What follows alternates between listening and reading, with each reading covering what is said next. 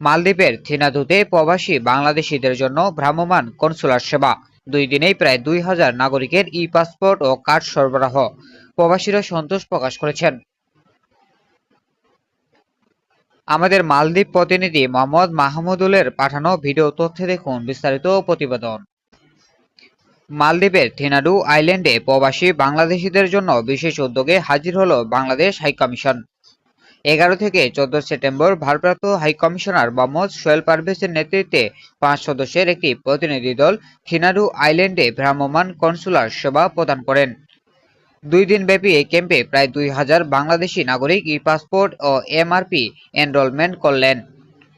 সাথে সাথেই প্রবাসীরা ওয়েস্ট অনার্স কল্যাণ বোর্ডের সদস্য কার্ডও গ্রহণ করেছেন। এতে সময় এবং অর্থের সাশ্রয় হওয়ায় প্রবাসীরা সন্তোষ প্রকাশ করেছেন। প্রধান অতিথি ভারপ্রাপ্ত হাইকমিশনার মোহাম্মদ সোহেল পারভেজ প্রবাসীদের উদ্দেশ্যে বলেন, রেমিটেন্স পাঠান, স্থানীয় আইন মেনে চলুন এবং অবৈধ কর্মকাণ্ড থেকে বিরত থাকুন।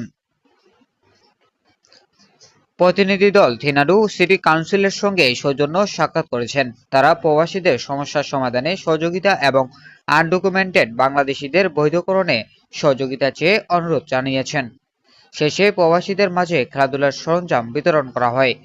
এই উদ্যোগ প্রবাসীদের জন্য সেবা পৌঁছে দেওয়ার পাশাপাশি তাদের জীবনমান উন্নয়নে নতুন দিক তৈরি করেছে। Shamim Reza, ANB24 desk report.